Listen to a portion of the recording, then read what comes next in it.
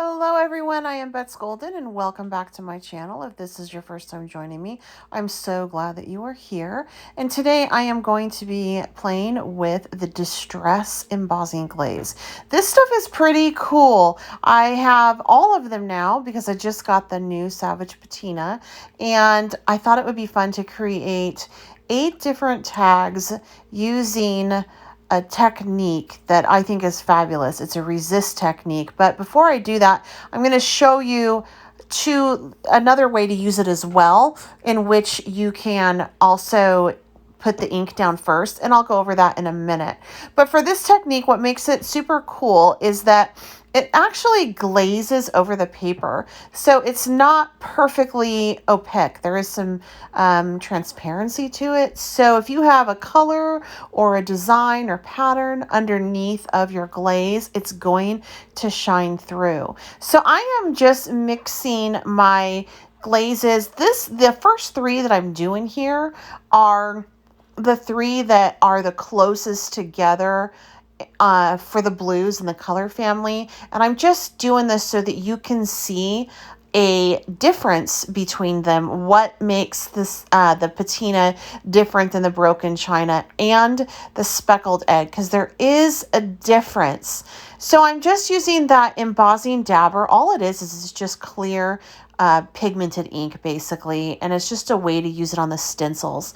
And then I'm going to go ahead and just layer on these colors. That's broken china first, and then the next one that I put on, I believe, is going to be that new color, which is patina. Now off on the side, you are noticing that I am putting my glaze right back into my little jar. I'm just going to show you the first 2 processes, and then afterwards I'm going to speed up the video and cut all that out. But I just want you to see how to do this and how to put it together, though I'm sure you already know that you would need to clean out your little tidy catty type thing that you've dumped your glaze into emboss. But this is how I do it. Also, I use a little soft brush to get those little bits of powder that may be stuck on the bottom of my little tidy thing right there. And that helps clean it up. So I'm just layering on that patina, and then the last one will be the speckled egg. And this is such a cool technique because once you layer it on over the embossing ink, you can dump on your other embossing powder and it's not going to necessarily stick. But if it does stick, it's not going to blend like the Distress ink does. It'll actually hold its own. So it creates some pretty cool different color combinations while still maintaining the integrity of the color, if that makes any sense at all. And then once I am done doing this, I am going to heat it up with an embossing gun, not my heat it tool, but with the embossing gun. And I do let it run a couple minutes before I put it onto my tag, just because I want it nice and heated up. It helps your embossing go by so much easier. I did go ahead and emboss that off screen, and it's super important that you give it some time to cool or else it will slide off and smear. I'm just touching it to make sure it's cool, and this is the technique I'm going to do throughout the video, and I'm using Twisted Citron on this, and basically it's a resist technique. You're just going to take a wet wipe after you smear it across your substrate, and then you're going to wipe it off, and what it does is that embossing glaze actually is a mask and it's a resist, so the color goes on the bottom, but that glaze still shines through, and now we're left with a very, very cool tag. So for the next technique, what I'm going to do is I'm actually going to use that Distress Oxide ink first, and I'm going to put that down on my tag first, and then I'm going to oxidize it by taking some water and spritzing it on, and this is going to create a chalky type finish and look to it. And then from there I will add on my glaze. And the reason why I'm doing this technique with you right now is so that you can see how that glaze just lays over that beautiful green, and you can see the green through the glaze. And I'm going to compare it to the one that I just did. And then you'll be able to just see how the two Salvaged patinas look different with these different techniques. And this is the only time in the video that I'm going to use the ink first. Otherwise, I'm just going to use it as a strict matte or a strict mask type deal. All of the supplies that I'm using, I do have listed for you below in the description box. So make sure that you check those out, including all of the stencils. And if I couldn't locate one of the stencils, I will provide for you a replacement one, or one that is similar, so you can get an effect like this. The tags I created using Simon Hurley's white cardstock. I just like that it's that pure white, so you can really see what the color is. This is another color combination that I thought you might enjoy. It's the new Flamingo down, and then I'm going to do that Salvaged Patina. Salvaged Patina is going to be throughout all of these tags today, since that is the new color, and I just wanted to create a whole bunch of different color combos. And what's so cool about these embossing glazes, in addition to being able to be a mask and also like a resist type thing, and also a literal glaze, is that you can not concern yourself so much with the color families because they don't ever truly blend. So you can throw on anything under the sun and it's going to work together. I normally do not keep a lot of embossing powders in my stash. I have basic metallic ones and black ones, but I do really enjoy these glazes, so I have them all in my stash. It is a good investment for me and what I do.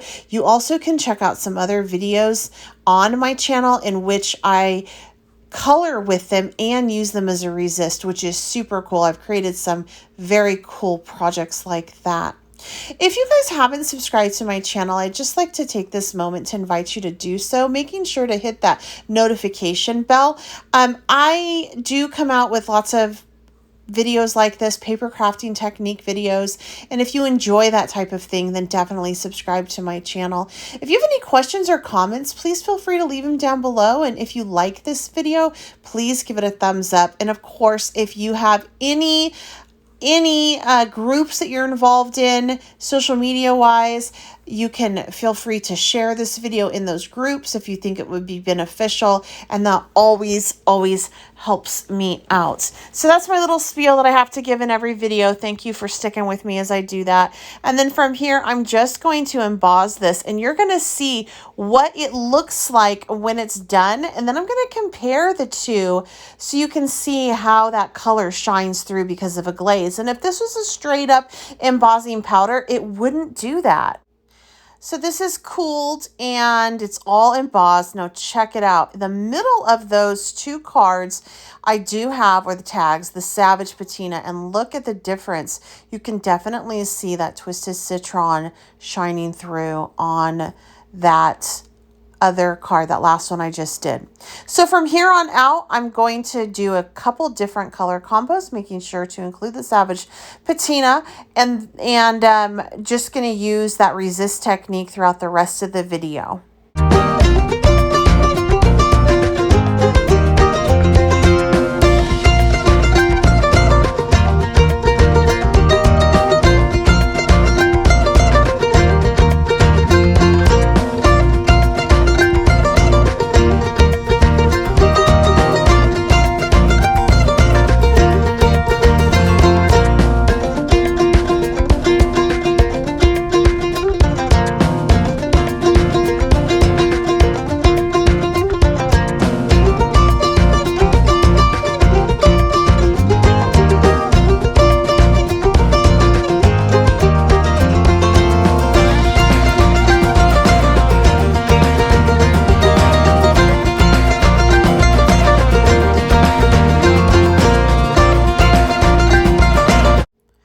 right, so I have everything embossed on this and just cooling it down a little bit because I don't want to mess up that glaze by pulling it off, or it's kind of soft, so you got to give it a minute. But I really love how this tag turns out. I'm using that faded jeans, and with those 3 colors, it just looks so rustic and cool, like something that would go great on a cowboy card. I'm just going to go in with my wet wipe and just rub that off. And just look how cool that is. I really, really like this color combination. And I think I'm going to be able to use this card on a couple different types of projects.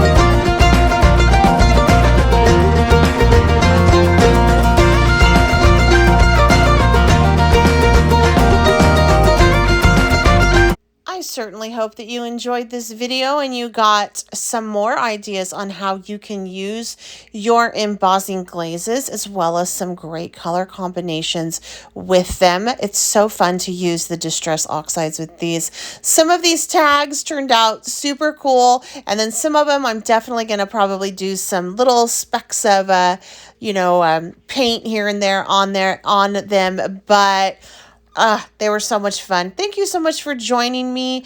Until next time, I'm Beth Golden. Happy crafting.